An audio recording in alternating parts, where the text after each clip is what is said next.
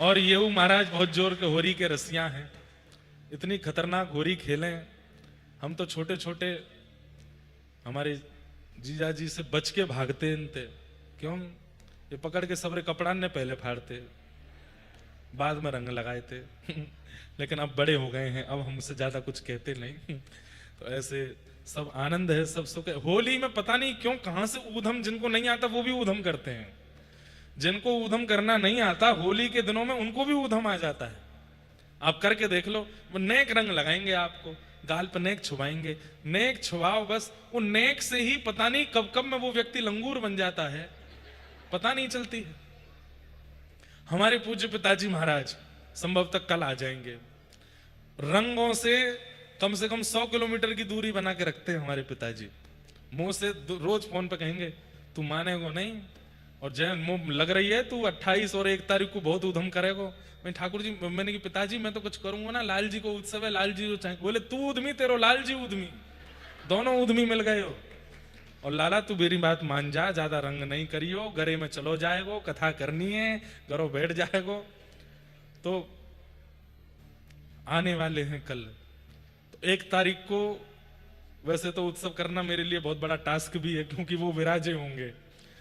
लेकिन आप लोग होंगे तो फिर क्या डर, बस शुरुआत करवा देना। मैं कह दूंगा पिताजी मोते मत कहो, इन लोगों ने देखो ये कर रहे हैं, सुन रहे होंगे लाइव में। बोले देख मंच ते बता रहा हूं, यूं नहीं किया बात को गोपनीय रख ले। सब आनंद है, सब सुख की बात है भैया। तो ये होली के दिन हैं, ज्यो ज्यो समीप आ रही हैं त्यों त्यों आनंद बढ़तो ही जा रहा है। बस आज आनंद की स्थिति है कि कल मधुमंगल जी गए थे बरसाना, तो सब बरसाने की सखियों ने लड्डू उड़ाए। अब भानु बाबा ने श्रीदामा जी से कही, बोले लाला अब तू भी जा, निमंत्रण दे के आ। और श्रीदामा जी के साथ बरसाना के सब ग्वालवाल भी गए हैं। श्री किशोरी जी की प्रसादी लेकर के, गुलाल लेकर के, चुनरी लेकर के, और बरसाने आवे को निमंत्रण लेके गए हैं। तो वाह भाव सो लठमार होली भई है। और लठमार में हमने ऐसा भाव रखो कि भाई मां लड्डू उछाले गए तो अब जलेबी उछाली जाएंगे। तो आज जलेबी उत्सव भी होएगो, जलेबी खूब आनंद। पहले हम ऐसी योजना बना रहे थे, हम मन में ऐसा भाव था, मन में कुछ ना कुछ उत्सव कुतूहल आते रहते हैं। हमने ऐसी भावना रखी, अपने सब परिकर से कहा कि भाई 10-15 रस्सी बांधो व्यासपीठ से पीछे तक, उन पे जलेबी लटकाओ, और उन जलेबी इनको ऐसा करो कथा के समय तो वो ऊपर रहें, बाद में हमारे हाथ में डोरी आ जाए, हमने एक नीचे कर करके कहेंगे भाई उछल के लपको। लेकिन वो कार्यक्रम बन नहीं पाया। हो नहीं पाया। अगली साल जरूर करेंगे। लड्डू होली भी ऐसे ही करेंगे, लड्डू ने लटकाए देंगे, बोले अब लपक के दिखाओ। और वह मैं तो ऐसा होगा, एक के हाथ में आ गई तो पूरी रस्सी खींच लेगो, सबरे लड्डू वही के रह जाएंगे। पर आपको पता है जब लाल जी यहां विराजमान होते हैं और हम आप सब लोग मिलकर जब उत्सव मनाते हैं तो उनको देखने में बड़ा सुख मिलता है। ठाकुर जी ऊधम करवे वाले तो हैं ही, पर ऊधम देखवे में भी उनको बड़ा सुख मिले। पर वह ऊधम हमारे आपके रंजन का नहीं होना चाहिए, उसमें भावना यही रहनी चाहिए कि इनको सुख देना है हमें। जैसे कोई नाटक करने वाला, नाट्य करने वाला, वो क्रिया को क्रियान्वित इसलिए करता है ताकि दर्शनार्थी सुखी हो। ठीक वैसे ही मैं और आप तो नाटक करता है, दर्शनार्थी हमारे ठाकुर जी हैं। हम रंग के उत्सव करें, लड्डू उत्सव करें, जलेबी उत्सव करें, या 1 तारीख को गौशाला में भी जो पूरा उत्सव होगा उसमें हमारी भावना ये नहीं होनी चाहिए कि हम एक दूसरे के संग खेलें या हम महाराज जी के संग खेलें, महाराज जी ये होना चाहिए कि हम आपस में परस्पर ये भाव प्रकट करें कि जिसको देख के लाल जी राजी हों, उनको सुख मिले, हम उनको सुख देने आए। तो ये भावना होनी चाहिए। तो आज जलेबी उत्सव होगा कथा के विश्राम में।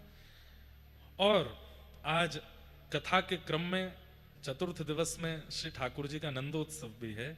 तो पहले कथा में ठाकुर जी का नंदोत्सव होगा और उसके बाद फिर कथा के उपरांत में जलेबी उत्सव होगा। खूब आनंद होगा।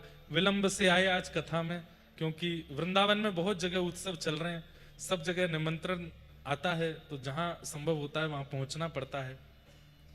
तो 2 कथाओं में पहले गए, वहां से आते आते विलंब हो गया, इसलिए आज कथा भी विलंब से प्रारंभ हो रही है। तो थोड़ी आनंद से देर तक चलेगी। आप सब लोग विराजे रहें। श्री सूत जी महाराज सौनकादि ऋषियों के प्रश्नों के उत्तर देते हुए कथा श्रवण करा रहे हैं। बहुत ध्यान से सुने सब लोग। और तभी वे कहते हैं कि परम धर्म क्या है?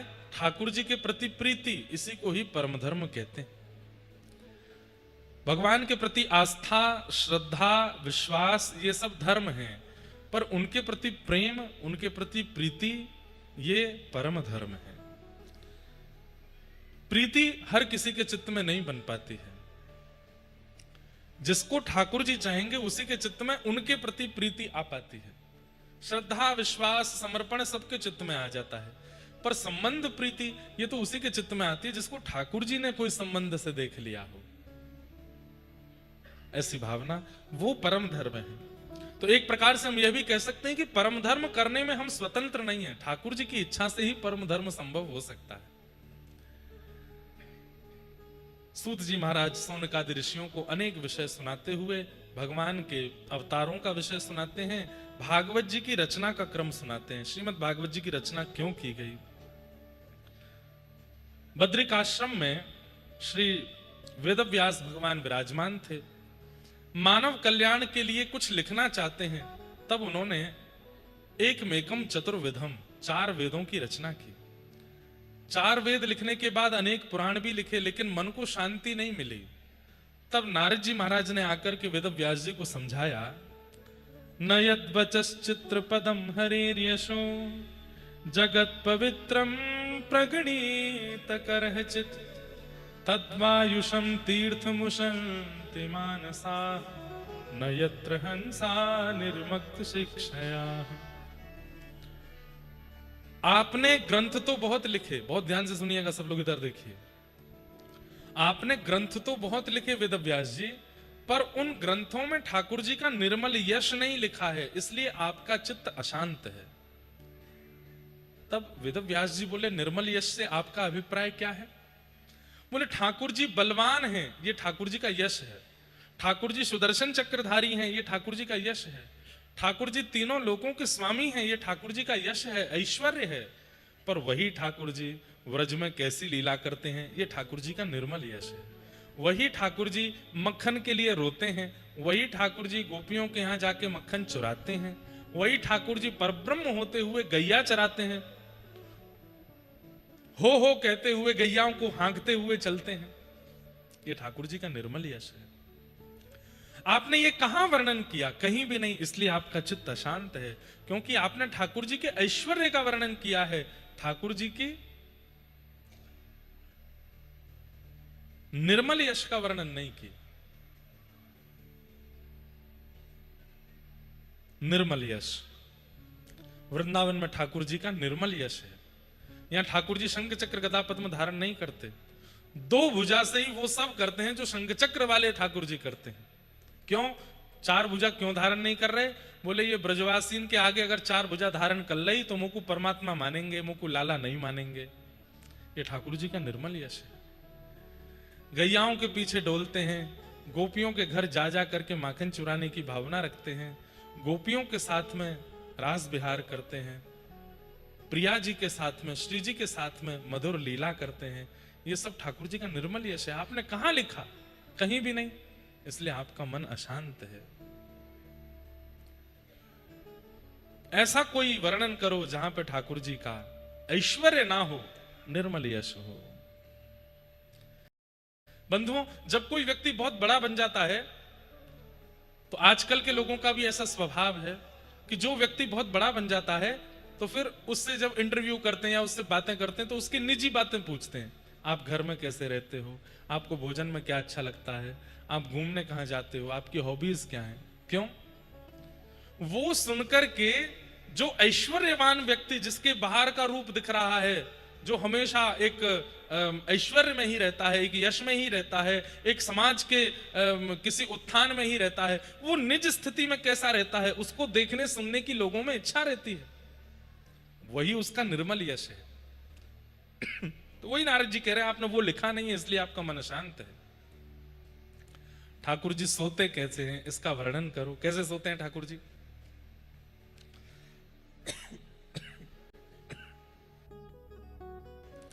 गुलाल चलो गो गले में।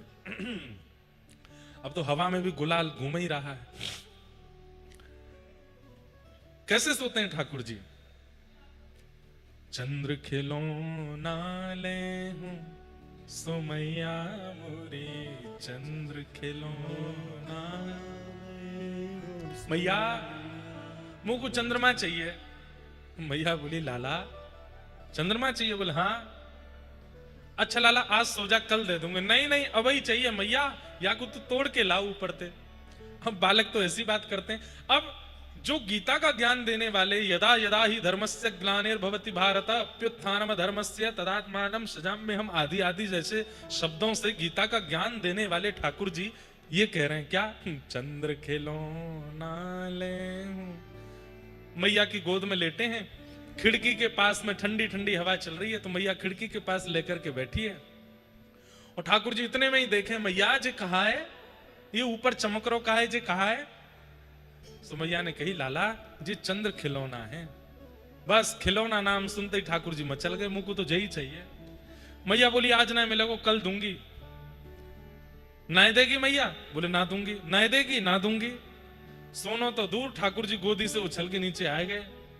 जय हो लोट अब ही धरेण पे, जय हो लोट अब ही धरणी। ब्रज भाषा है, समझ में आ रही है? अच्छा कई मैयाओं के बालक ऐसे होते हैं,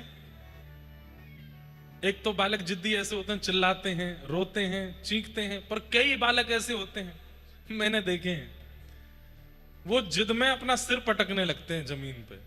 बोले ला के दो, सिर मारने लगते हैं दीवार में जाके। और कभी कभी उनको पता चल जाता है कि दीवार और जमीन से लग जाती है, तो गद्दे में सिर मारते हैं, यहां लगेगी नहीं। कई बालक मैंने देखे वो अपने जोर से अपने बाल खींचते हैं अपनी मां को दिखाते हुए।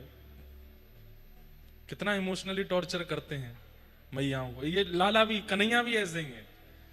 मैया के सामने लेट गए जमीन पे, ना देगी मैया? बोले ना दूंगा। सोई अपने शरीर को पूरी रज में लपेटने लगे, गंदगी उछाल उछाल के अपने ऊपर लगाने लगे। जय हो लोट अब ही धरेण पे, तेरी गोद ना आए हूं सुन मैया मोरी, तेरी गोद। मैया ने जैसे ही देखी रज लिपटाए रहो है, गंदगी उछाल रहो है, मैया बोली लाला देख ले ऐसा मत करे। वो ना मैया ऐसे ही करूंगा अब तो मैं। मुझे कहा एक तो तू बुरो बावड़ो कारो, ऊपर ते रज लगा लेगो, गंदगी में लोटेगो तो और बुरो है जाएगो। मुझे कहा ये गोपी जन जो तू को देखती रहे कहा है, कल ते और बुरा लगेगा तो तू को देखूंगी भी ना। ठाकुर जी इतने में बैठ के खड़े है गए और अपने आप को झाड़न लगे। गोपी नहीं देखेंगे मोकू? नहीं देखेंगे। देख तेरे बाल बिगड़ गए, आजा तेरी चोटी कर दूं। ना मैया अब मैं तोते अपनी बेड़ी नहीं गुथाऊंगा, अपनी चोटी नहीं बनवाऊंगा, मैं ऐसे ही रहूंगा। अब तू मुझको या तो चंद्र खिलौना दे, नहीं तो मैं अपने बालन को और भुज्जा सो बना लूंगा। तो मैया बोली मोह कहा है, जुआ पड़ जाएंगी तेरे बालन में, एक दिन तो खींच के ले जाएंगी जमुना जी में फेंक देंगी। अच्छा मैया जुआ पड़ जाएंगे? बोले हाँ ले बना ले। मैया लेकिन मेरी एक बात सुन ले, मैं कपड़ा तो साफ करवा लूंगा, चोटी तो बनवा दूंगा, लेकिन कल मैं गोकुल में हल्ला करूंगा। बोले कहा हूं तो सुत में नंद बाबा को, हूं तो सुत में नंद बाबा को, तेरो सुत ना कहे हूं सुन मैया मोरी, तेरो सुत। मैं पूरे गोकुल में हल्ला कर दूंगा कि आज से मैं केवल नंद जी को लाला हूं, मेरी कोई मैया ना है, मैं यशोदा को लाला ना हूं। और जाने मुंह से यशोदा के लाला कही, वाके मुंह में मैं गोबर फेंक दूंगा, मैं तो केवल नंद जी को लाला हूं। मैया से जैसे ये बात कही सो मैया ने घबरा गई, सो ही लाला पकड़ लिए। मेरी सुन इत आओ लाड ले, मेरी सुन इत आओ लाड ले, बलभद्र को न जने हूं सुन लाला मेरे, बलभद्र को न जने हूं सुन लाला। लाला लाला यहाँ पे आ, यहाँ पे आ, पकड़ने लगी तो ठाकुर जी भागे। तो बोले ऐसी बात है लाला जो बलराम को नहीं पता चलनी चाहिए। सोई ठाकुर जी रुक गए, मैया जल्दी तो कह, ऐसी कौन सी बात है। सोई मैया ने गोदी में उठा लिए और मैया ने कही, लाला तू को चंद्र खिलौना चाहिए। बोले हाँ। अरे चंद्र खिलौना तू सुंदर, या तू ज्यादा गोरो, या तू ज्यादा आकर्षक, और बढ़िया तोकू मैं तो नई दुल्हनिया ले हूं, सुन लाला मेरे नई दुल्हनिया ले। ओहो, जैसे ही सुनी ठाकुर जी तो अंग में भर लेंगे यशोदा, मैया मैं तेरो ही लाला हूं, मैं तेरो ही लाला हूं, मैं अब सो रोज नहाऊंगो, नए नए लत्ता पहनूंगो, रज में नहीं डोलूंगो, रोज अपनी बेड़ी गुथाऊंगो, मैया पर मेरी बात सुन। बोले कहा, मेरी सुन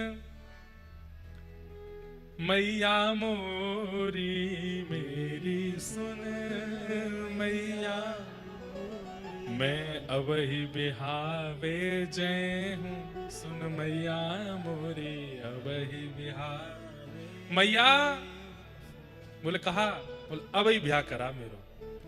और मैया तू तो अबही मंगल गब्बाए दे, गोपीन को जाके नौतो दे दे, और नंद बाबा तो कहते मुझको घोड़ी मंगवा में, देख मैया मैं बढ़िया दुल्हा सोई लग रहा हूं, नेक फेंटा बांध दे, अबही चल ब्याह कर, अबही जाऊंगो। अभी तक तो रो रहे चंद्रमा के काजे, अब रो रहे दुल्हन के काजे। लाला भोर तो है जान दे, दिन तो है जान दे। ना ना मैं अभी ब्याह भी जाऊंगा। बोले अभी क्यों करना है ब्याह। बोले मैया तू ना जाने रात में है रही है, रात है रही है, मैं ब्याह भी जाऊंगा तो दुल्हन वाले बोलेंगे भैया लाला कारो काई को, तो कह देंगे कारी रात है रही है हमारे कारो है। दिन में जाऊंगा तो सबरी पोल पट्टी खुल जाएगी, मैया तू अभी ब्याह ले चल। ये क्या है, ये निर्मल यश।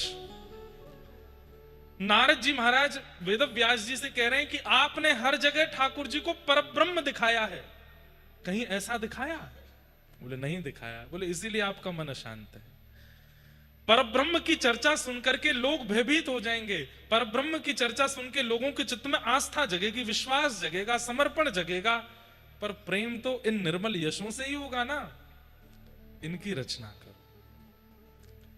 वो ठाकुर जी प्रेमी कैसे हैं, वो ठाकुर जी ब्रज में कैसी लीला करते हैं, उनका अंतरंग भाव, उनका प्रभाव तो बहुत दिखा दिया, आप स्वभाव दिखाओ, स्वभाव कैसा है।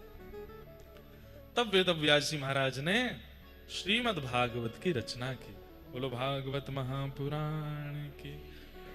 जिस भागवत में भगवान का निर्मल यश कहा गया है। बंधुओं, छोटे छोटे संकेत हैं ठाकुर जी की ब्रज लीला में, कौन कौन सी लीला की है, और उन्हीं संकेतों से अष्ट सखाओं ने, सूरदास जी ने, मीराबाई ने और जितनों ने भी ब्रज साहित्य गाया, उसी भाव से ही सुनकर के सबने उसका विस्तार कर दिया, उसका प्रकाश कर दिया। उद्गम इन ब्रज लीलाओं का तो है भागवत से ही, श्रीमद् भागवत से ही ये सब प्रकट हुआ है। ऐसी भागवत की कथा की वेद व्यास जी ने रचना की, और रचना करने के बाद अपने सुपुत्र सुखदेव जी को प्रदान की। सुखदेव जी ने यही भागवत की कथा गंगा के तट पर बैठे हुए परीक्षित को सुनाई। परीक्षित जी महाराज आनंदित हुए और मन में विचार करने लगे कि 7 दिन में मरने का श्राप लगा है, इसकी मुक्ति के लिए क्या किया जाए।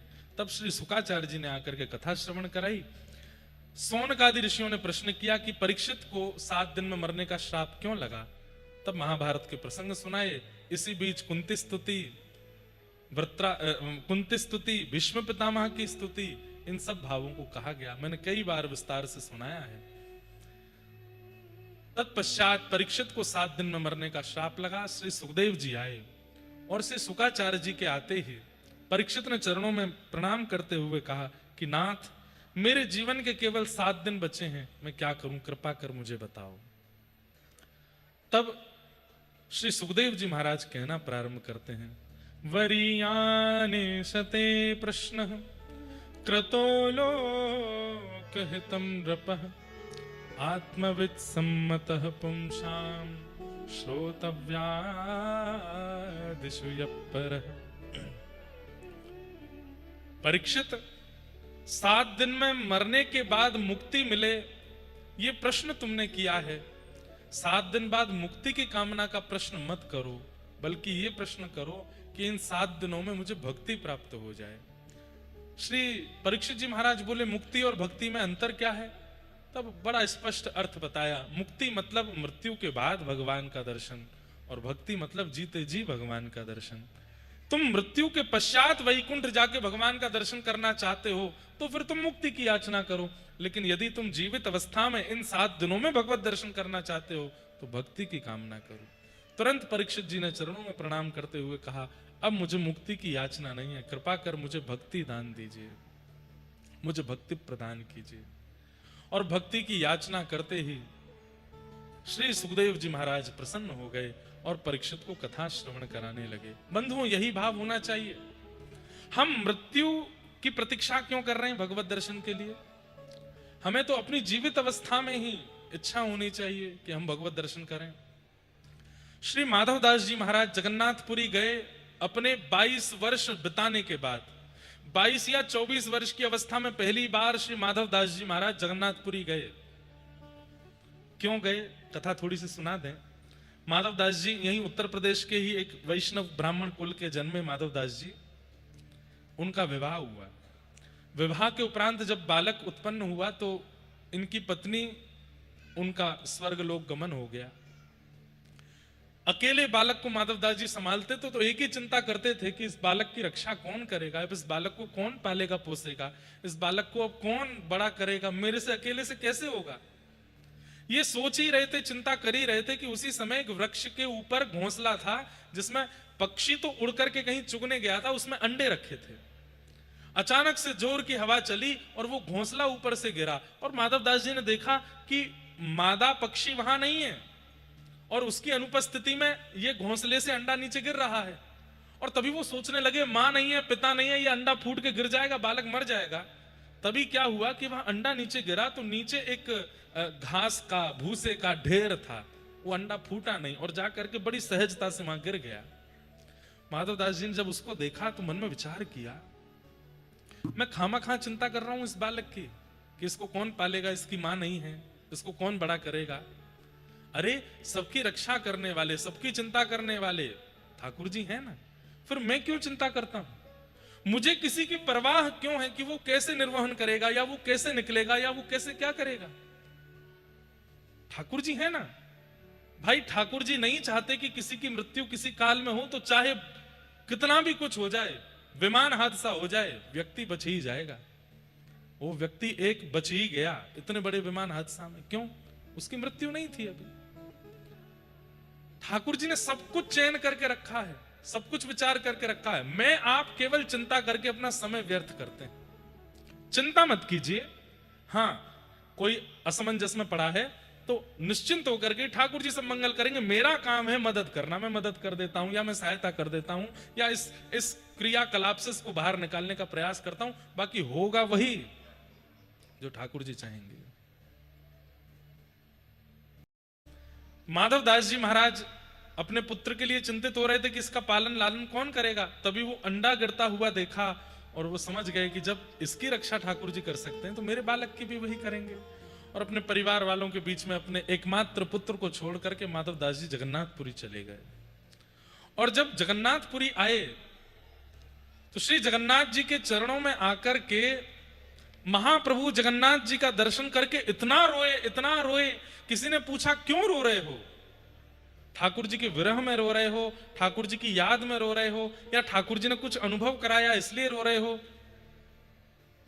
ये क्या है भैया, सी क्यों होती है बीच में? क्यों रो रहे हो? तब माधवदास जी कहते हैं, मैं इसलिए रो रहा हूं, इस सुंदर जगन्नाथ छवि को देखने में मैंने 24 साल निकाल दिए। मैंने 24 साल पहले क्यों नहीं देखा इनको? मैंने पहले आके ही इनका दर्शन क्यों नहीं कर लिया? मैंने उस युवा अवस्था को, मैंने अपने 24 वर्ष की अवस्था को व्यर्थ गवा दिया, इसलिए रो रहा हूं। अब मुझे पता नहीं है कि मेरे कितने दिन बचे हैं। हो सकता है 24 महीने बचे हों, 24 घड़ी बची हों, 24 घंटे बचे हों।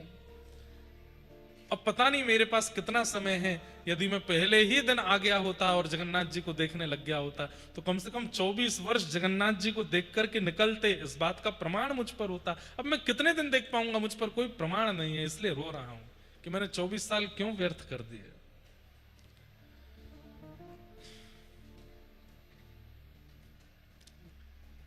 उनके रुदन को सुनकर के महाप्रभु जगन्नाथ अपनी ब्रह्म वेदी पर झूमने लगे।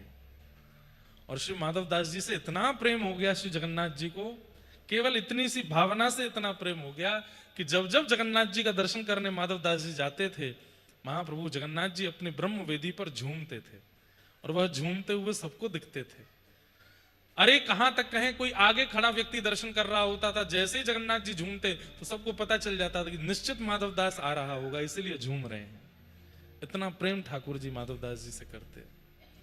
तो मुक्ति और भक्ति में यही अंतर है। मुक्ति मतलब मृत्यु के बाद वैकुंठ में ठाकुर जी अपनी गतिविधि का अनुभव कराएंगे, पर भक्ति में तो जीवित अवस्था में नेत्रों के सामने ठाकुर जी की गतिविधियों का अनुभव होने लग जाता है, उन लीलाओं का अनुभव होने लग जाता है। हमारे वृंदावन में तो रोज लीला होती है, बिहारी जी, राधा वल्लभ जी, राधा रमण जी, सब जगह नित्य लीला होती है। और वह लीला किसी ना किसी को अनुभव कराते हैं। भले ही दिन भर में 1 लाख आदमी ने दर्शन किया हो, एक के साथ में तो ठाकुर जी कोई लीला करते ही हैं, प्रत्येक दिन वह लीला होती है। ऐसे भाव है। इसलिए परीक्षित, तुम मुक्ति की याचना मत करो, तुम भक्ति की याचना करो। परीक्षित जी महाराज ने तुरंत चरणों में प्रणाम करते हुए कहा, मुझे मुक्ति की इच्छा नहीं है, कृपा करके मुझे भक्ति प्रदान कीजिए, मुझे भक्ति का वरदान दीजिए। और भक्ति की याचना जैसे ही की है, उस याचना का श्रवण करते ही, जय हो, उस याचना का श्रवण करते ही श्री सुखदेव जी महाराज ने कथा सुनाना प्रारंभ किया। सबसे पहले सृष्टि प्रसंग सुनाया, तत्पश्चात पृथ्वी पर प्रथम मानव के रूप में स्वयंभू मनु शत्रुपा और इनके 3 पुत्र, 3 पुत्री 2 पुत्र, जिनमें से एक पुत्री देवभूति, जिनका विवाह कर्दम ऋषि के साथ हुआ और इनके यहाँ भगवान कपिल बनकर के आए। बोलो कपिल भगवान की। कपिल भगवान ने देवभूति माता को ज्ञान उपदेश किया। इस ज्ञान उपदेश में अनेक प्रश्न देवभूति माता ने किए और सब प्रश्नों के उत्तर भगवान कपिल ने प्रदान किए। और इन्हीं प्रश्नों के बीच एक प्रश्न किया, नाथ आपके कितने प्रकार के भक्त हैं और उन भक्तों में आपके अत्यंत प्रिय भक्तों का लक्षण क्या है, कृपा कर आप हमें बताइए। तब भगवान ने 4 प्रकार के भक्तों के विषय में बताया। इन चारों में से हम कौन से हैं, ये अनुभव हमें करना चाहिए। सतोगुणी, रजोगुणी, तमोगुणी और निर्गुणी, ये 4 प्रकार के भक्त हैं। सत्व, रज, तम और निर्गुण। और इन चारों में ठाकुर जी यह भी बताते हैं कि मुझे प्रिय कौन से हैं। बहुत ध्यान से सुनिएगा। भक्ति योग वह विधो मार्गैर्भामिनि भाव्यते स्वभाव गुण मार्गेण पुंसाम भावो भविद्यते। सब लोग इधर देखो, इधर देखो, यहां देखो, कथा सुनो, बहुत ध्यान से सुनो। भगवान स्वयं बता रहे हैं, श्री भगवान उवाच, लिखा है भगवान बोल रहे हैं मेरे कितने प्रकार के भक्त हैं और मुझे उनमें से कौन से प्रिय हैं। तब भगवान कहते हैं, अभिसंधायो हिंसाम दंभम मात्सर्यमेव वा संरंभी भिन्नक भावम मयि कुर्यात् स तामस। तामस भक्त कौन है? अभिसंधाय यो हिंसाम, मैया जो मेरे समीप किसी अन्य के प्रति ईर्ष्या की भावना से आता है, ऐसा व्यक्ति तामसी भक्त है, वो तामस भक्त है।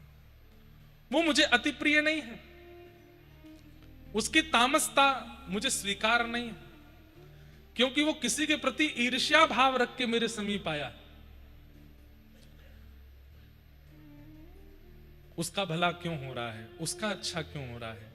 हे श्री राधारमण लाल, वहां पे इतनी कृपा क्यों कर रहे हो, हम पे क्यों नहीं कर रहे हो, उससे इतने क्यों रीझे हो, हमसे क्यों नहीं रीझ रहे हो, उसके प्रति इतना प्रेम क्यों है, हमारे प्रति क्यों नहीं है।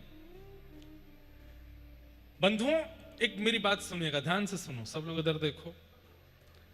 भक्ति में भी अगर ऐसी भावना आती है ना कि उसको नित्य वृंदावन जाने को मिलता है, हमको क्यों नहीं मिलता, उससे आप इतने प्रसन्न क्यों हो, उसको गुरुदेव का सानिध्य क्यों मिला है, वो कथा में क्यों जा रहा है, हम क्यों नहीं जा पा रहे हैं। कहीं भी प्रतिस्पर्धा यदि आपके चित्त में आती है किसी भी व्यक्ति के प्रति, तुरंत आप तामसी हो जाते हो। ठाकुर जी कहते हैं ये तामस लोग मुझे प्रिय नहीं है। प्रसिद्ध कथा आती है कि श्री जयदेव महाप्रभु ने जब गीत गोविंद की रचना की और पूरे विश्व में गीत गोविंद प्रसिद्ध होने लगा, जगन्नाथ जी को इतना प्रिय लगने लगा, तब एक और व्यक्ति ने गीत गोविंद की रचना की। उसने अपने भाव से गीत गोविंद लिखे और उसके गीत गोविंद में यह भावना नहीं थी कि जगन्नाथ जी प्रसन्न हों, बल्कि यह भावना थी कि मेरा गीत गोविंद और सुंदर शब्द और अलंकारों से युक्त हो ताकि संसार के लोग इसको पढ़ के उस पुराने गीत गोविंद को भूल जाएं। इस भावना से लिखी प्रतिस्पर्धा। कहते हैं महाप्रभु जगन्नाथ जी उसके स्वप्न में नृसिंह बनकर के पहुंच गए और जाकर के कहने लगे कि जिस प्रकार हिरण्यकश्यप के उदर का भेदन किया ऐसे ही तेरा भी कर दूंगा, अपने गीत गोविंद को समुद्र में प्रवाहित कर दे।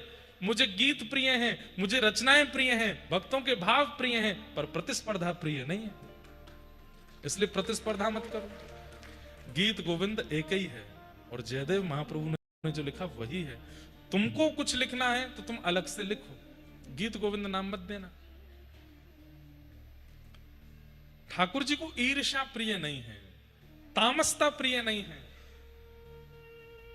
इसलिए अगर आप भजन करते हैं और भजन करके आपके चित्त में यह भाव आता है कि भाई वो वृंदावन बार बार जा रहा है, उसको यमुना जी जाने को मिलता, उसको कथा सुनने को मिलती, उसको राधारमण जी की सेवा मिलती, उसको राधा वल्लभ जी जाने को मिलता, उसको कथा सुनने को मिलती, हमें क्यों नहीं मिल रहा है। और उस व्यक्ति के प्रति, उस भक्त के प्रति यदि आपके चित्त में ईर्ष्या का भाव है तो ठाकुर जी आपसे नाराज हो जाएंगे।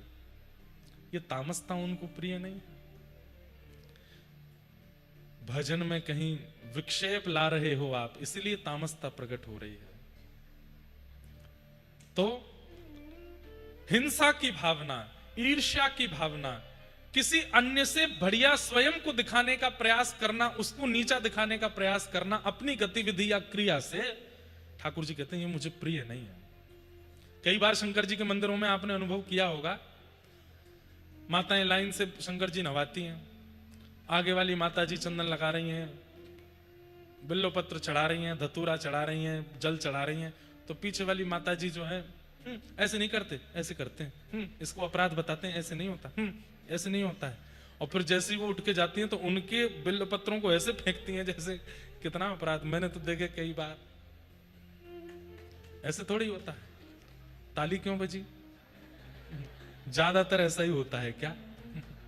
जय हो। बड़ी कृपा, आज परम पूजनीय श्री हमारे अग्रज भ्राता संजीव कृष्ण ठाकुर जी महाराज पधारे हैं।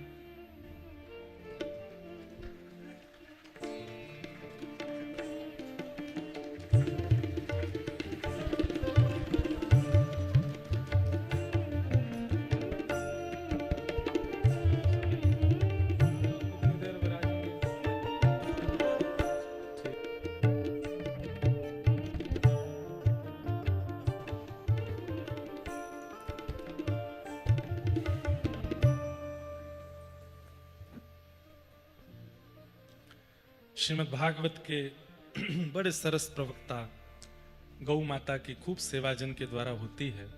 ऐसे हमारे अग्रज श्री संजीव कृष्ण ठाकुर जी महाराज पधारे। सब श्रोताओं की ओर से पूज्य महाराज जी को बारंबार प्रणाम, बारंबार वंदन। अभिसंधाययो हिंसाम दंभम मात्सर्यमेव वा संरंभी भिन्द्रग्भावं मयि कुर्यात् सतामस।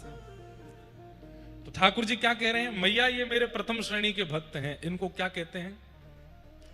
ये तामस भक्त हैं और ये मुझे प्रिय नहीं है। क्यों? क्योंकि इनकी भक्ति में सदा दूसरे के प्रति ईर्ष्या ही रहती है।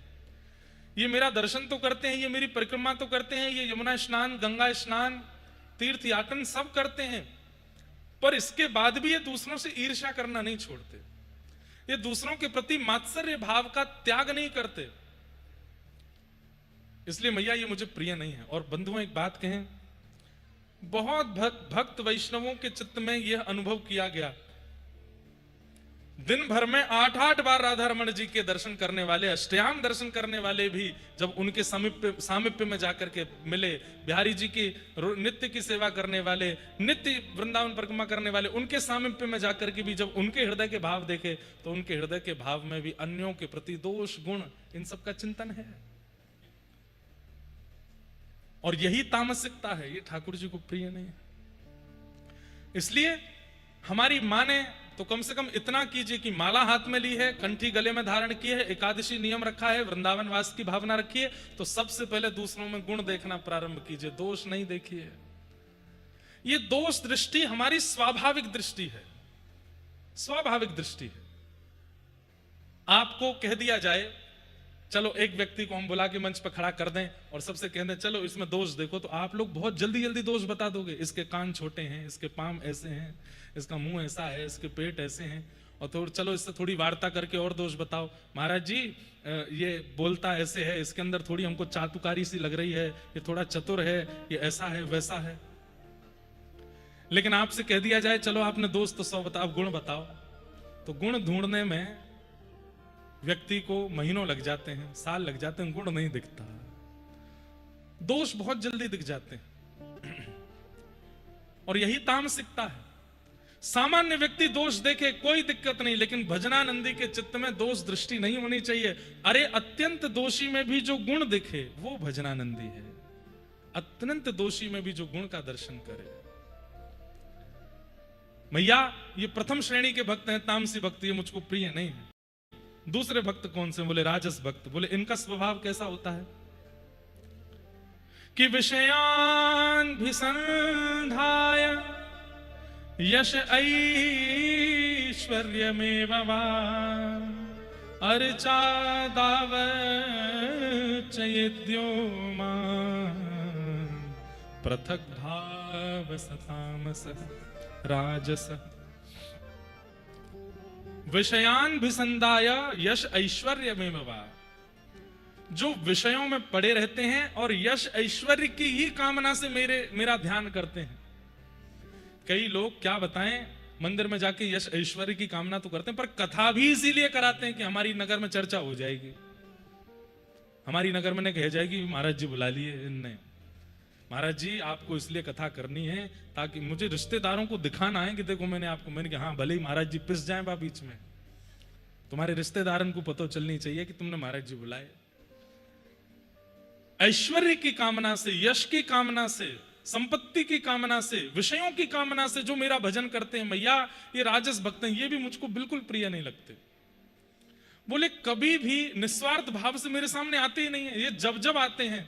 अब एक बड़ी प्रैक्टिकल बात है, कोई व्यक्ति रोज आपके द्वार पर आता है, आप जब जब मिलते हो तो आपसे कहता है आप बहुत अच्छे हो, आप बहुत प्यारे हो, आप बहुत सुंदर हो, मैं आपकी आरती उतारूं, लेकिन इसके बदले क्या कर दो, इसके मेरा घर बनवा दो, मुझे प्लॉट दिलवा दो, वृंदावन बहुत महंगा है, बहुत महंगी जमीन मिल रही है, वो जो प्रॉपर्टी डीलर हैं आपके मित्र हैं उनसे कह के करवा दो। एक दिन हो गया, 2 दिन हो गया, हर दिन वो व्यक्ति आकर के पहले तो आपकी प्रशंसा करता है, आप बहुत अच्छे हो, बहुत प्यारे हो, किसी की नजर नहीं लगे, बस एक काम करवा दो। बोले क्या? हमें घर दिलवा दो वृंदावन में। 10-5 दिन बाद क्या होगा? आप घर से निकलने से पहले खिड़की से देखोगे बाहर खड़ा तो नहीं है, और खड़ा दिखेगा तो किसी से कह दोगे, बोले उससे कह दो कि वो तो बीमार है। अगले दिन फिर आ जाएगा तो बोल देना हॉस्पिटलाइज्ड हो गए। तीसरे दिन वो आके बोलेगा कौन से हॉस्पिटल में, हॉस्पिटल का नाम बता दो, कह देना वो तो पधार ही गए, चले गए। रोज इस प्रकार की भावना से आने वाले व्यक्ति से जब हम ऊब जाएंगे तो ठाकुर जी नहीं ऊबते होंगे। अरे स्वामी विवेकानंद के पास एक व्यक्ति गया, उसने जाकर के कहा आपकी इतनी बड़ी संस्था है, मुझे इतना रुपया जो है वो दे दो, दान में दे दो। तो स्वामी विवेकानंद जी बोले तुम्हारे पास कुछ नहीं है? बोले कुछ भी नहीं है। बोले हाथ दिए भगवान ने, पैर दिए भगवान ने, बुद्धि दी भगवान ने, थोड़ा परिश्रम करो, कमा करके थोड़ा खा लो। बोले नहीं नहीं, इन सब से कुछ होने वाला नहीं है। तो स्वामी विवेकानंद एक अस्पताल में ले गए। बोले यहाँ पर कई लोग हैं, किसी को किडनी की जरूरत है, किसी को आंखों की जरूरत है, किसी को अंग दान की जरूरत है, तो एक काम करते हैं। बोले क्या? पूरा लिस्ट बनाई, इतने लाख में लिवर बिकेगा, इतने लाख में एक आंख चली जाएगी, इतने लाख में ये, इतना प्लस करके बोले इतना तुमको हम दे देंगे, एक एक अंग तुम पे एक्स्ट्रा है, दे दो, एक आंख दे दो, एक ये दे दो, एक वो दे दो। हाथ जोड़ करके बोला नहीं नहीं, इन सबको कैसे दे? बोले सब कुछ तो ठाकुर जी ने इतना बहुमूल्य दिया, फिर शिकायत क्यों रहती है हमेशा? परिश्रम करो, अपने तन को उस कार्य में लगा करके उससे जो चाहते हो वो ऐश्वर्य प्राप्त कर लो। ठाकुर जी के भरोसे क्यों हो? देव देव आलसी पुकारा। जो देवताओं के भरोसे पड़े रहते हैं वो आलसी हैं। परिश्रम कीजिए, परिश्रम करेंगे तो देव भी सहायक बन जाएंगे। लेकिन ठाकुर जी कहते हैं मैया जो केवल यश ऐश्वर्य की कामना से मेरी पूजा भक्ति करते हैं, मुझे बिल्कुल प्रिय नहीं लगते, मुझे अच्छे नहीं लगते। ये दूसरे भक्त। तीसरे भक्त कौन से हैं? कर्म निर्हार मुद्दिश्य परस्मिन् वा तदर्पणम् यज्ञे दष्टाव्यमति वा पृथक भावस सात्विक। मैया ये सात्विक भक्त हैं, ये मुझे प्रिय तो हैं पर अति प्रिय की श्रेणी में मैं इनको भी नहीं लेता। बोले ये कैसे हैं? बोले सब कुछ करने के बाद मुझे अर्पित कर देते हैं कि वो कर रहे हैं। हम तो केवल क्रिया करने वाली कठपुतली हैं, कराने वाले सब ठाकुर जी। अपनी प्रत्येक क्रिया का समर्पण मेरे प्रति कर देते हैं, कृष्णार्पणमस्तु, सब मेरे प्रति छोड़ देते हैं। ये मुझे प्रिय तो हैं, ये सात्विक हैं, और ये जब जब मेरे सामने आते हैं तब तक कहते हैं ना हमें कुछ चाहिए, ना हमें आपसे कोई याचना है, पर जो कृपा आपकी है वो कृपा बनाए रखना। कृपा की न होती जो आदत तुम्हारी, तो सुनी ही रहती अदालत तुम्हारी। कृपा की न होती जो आदत तुम्हारी। कृपा। इस श्रेणी में कौन आते हैं पता है? अर्जुन। इस श्रेणी में आते हैं अक्रूर। इस श्रेणी में कौन आते हैं? वसुदेव जी। इस श्रेणी में आते हैं श्री रुक्मणी जी। इस श्रेणी में आती हैं भगवान की समस्त पटरानियां। मतलब द्वारिका के सब यदुवंशियों को हम इस श्रेणी में ले सकते हैं। ये सब ठाकुर जी से प्रेम तो करते हैं पर कृपा की भावना भी रखते हैं चित्त में। ठाकुर जी कहते हैं मुझे प्रिय हैं पर अति प्रिय में ये भी नहीं आते। तो फिर अति प्रिय कौन है? तब भगवान चौथे भक्तों का लक्षण बताते बताते नेत्र सजल कर लेते हैं और कहते हैं मैया मेरे चौथे भक्त कौन से हैं? आहा। कि लक्षणम भक्ति योगस्य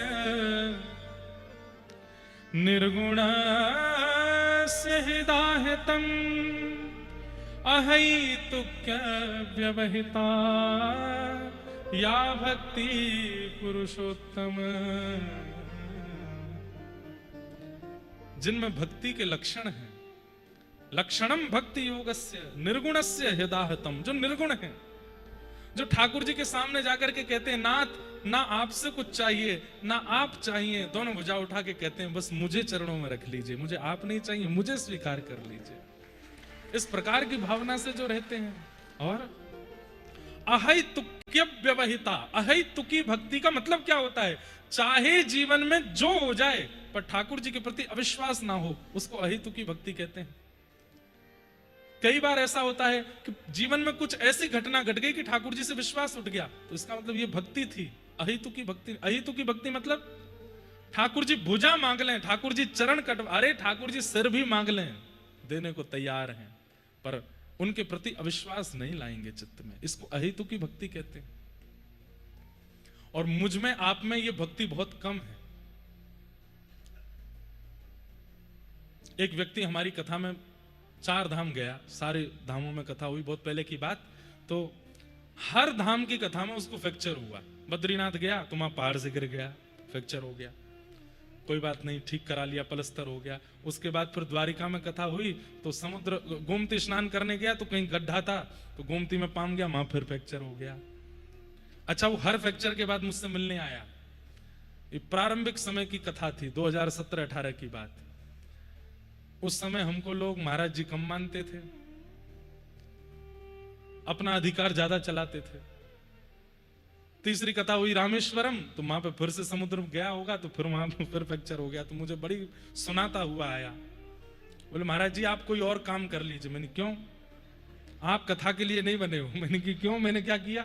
आपकी सारी धामों कथा में आके मैं फ्रैक्चर हो गया। मैंने फ्रैक्चर तुम्हारे हुए, कथा के लिए मैं नहीं बना, आपकी कथा में आया इसीलिए तो हो रहा है।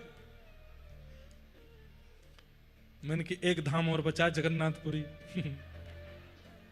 मैंने कि अगर वहां फ्रैक्चर हुआ तो ये मत कहना कि मैं कथा के लिए नहीं बना, तुम धामों के लिए नहीं बने हो, तुम धाम मत जाना। और वो जगन्नाथपुरी आया, उसके वहां भी फ्रैक्चर हो गया। कैसा संयोग। बात तो विनोद की है, पर हमारा अविश्वास कितनी जल्दी होता है ठाकुर जी के प्रति। एक बहुत सुंदर पद है,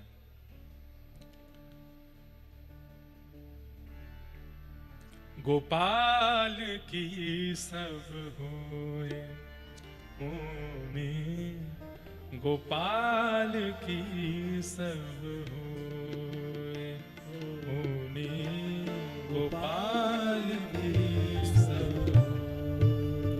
होने, गोपाल की सब होए होने, गोपाल की सब।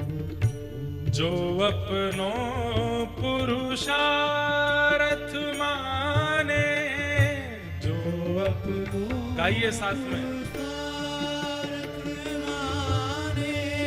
मैं कथा सुना रहा हूं, अगर ये मैं मानता हूं कि मैं सुना रहा हूं, तो अगली पंक्ति में ऐसे सोचने वालों को जो ये सोचते हैं कि मैं कर रहा हूं, उनके लिए कह रहे हैं, जो अपनों पुरुषार्थ माने, जो अपनों पुरुषार्थ माने, अति झूठो है सोई,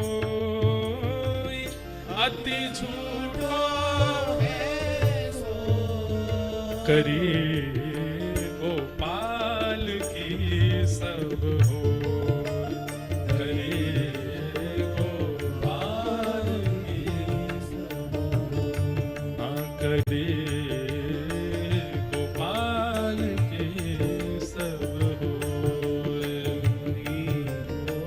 गोपाल की सब हो। दुख सुख लाभ अलाभ समझ तुम, दुख सुख लाभ अलाभ समझ तुम, दुख सुख लाभ अलाभ समझ तुम, दुख सुख लाभ अलाभ समझ तुम, कतहि मरत है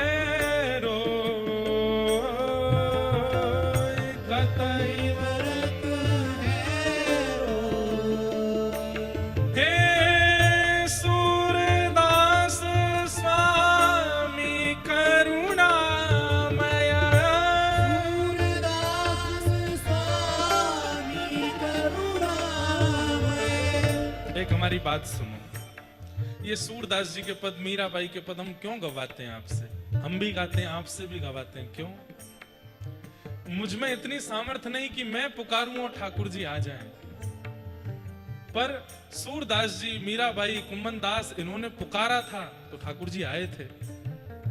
एक बड़ी प्रसिद्ध बात है, अभी नैमिषारण्य में भी मैं बता रहा था, गुजरात में एक मंच पर, गुजरात के एक मंच पर नरसिंह मेहता जी का एक नाटक हो रहा था, और उस नाटक में एक अभिनेता नरसिंह मेहता जी का रोल कर रहा था, और वो नरसिंह मेहता जी की तरह तिलक लगा के, छापा लगा करके, हाथ में एक तारा लेकर के ठाकुर जी को रो करके पुकार रहा था।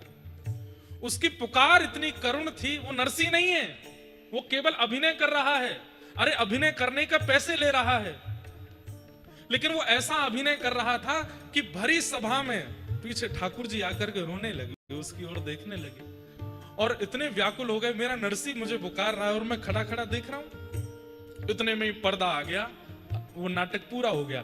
तो बाकी सब उठ के जाने लगे। ठाकुर जी व्याकुल हो गए, मेरा नरसी कहां गया, मेरा नरसी कहां गया, मेरा नरसी कहां गया।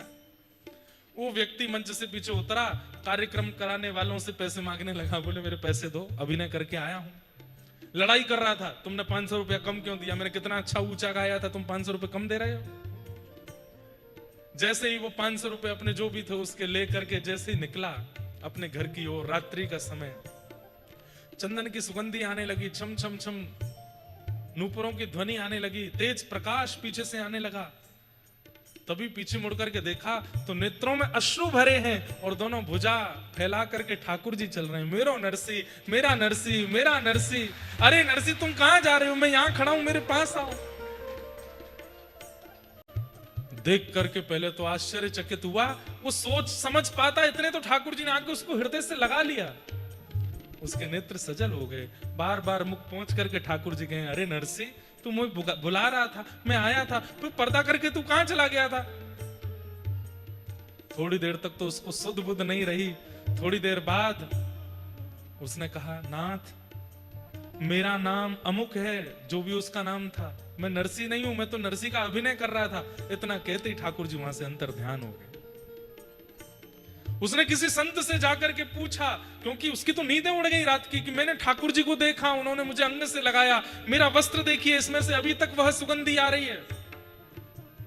तो उन संत ने बताया, बोले तुम नरसी का अभिनय कर रहे थे। तो ठाकुर जी संकोच में आ गए कि कहीं ये साक्षात नरसी ही तो नहीं।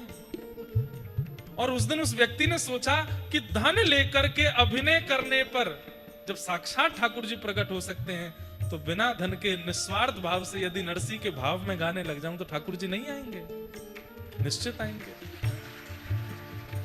तो हम भैया इसलिए गाते हैं, ये सूरदास जी की छाप के, मीराबाई के छाप के पद इसलिए गाते हैं, क्या पता मुझ या आप में से किसी की पुकार इतनी तीव्र हुई कि श्री राधा माधव स्वयं को रोक नहीं पाए। वे तो सोचे कि सूरदास बुला रहा है, लेकिन भले ही वे सूरदास को दर्शन देने आए, पर गलती से क्या पता हमको अनुभव हो जाए, हमको दर्शन हो जाए। इसलिए हम निवेदन करते हैं, इन पदों को गाया कीजिए।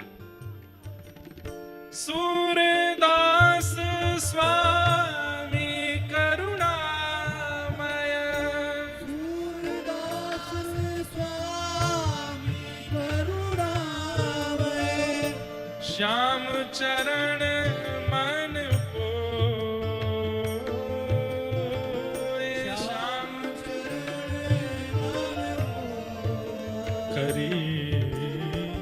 गोपाल की सब होय, करी गोपाल की सब होय, करी गोपाल की सब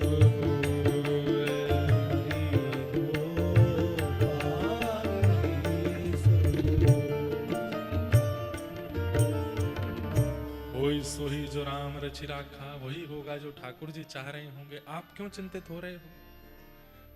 चिंतित मत होइए, निश्चिंत होकर के अपना जीवन फिल्म समझ करके जीजिए। डायरेक्टर साहब ने अगली स्क्रिप्ट में क्या लिखा है क्या पता, कुछ अच्छा ही होगा। तो बस उसकी ओर आगे बढ़ते रहिए, बढ़ते रहिए, बढ़ते रहिए।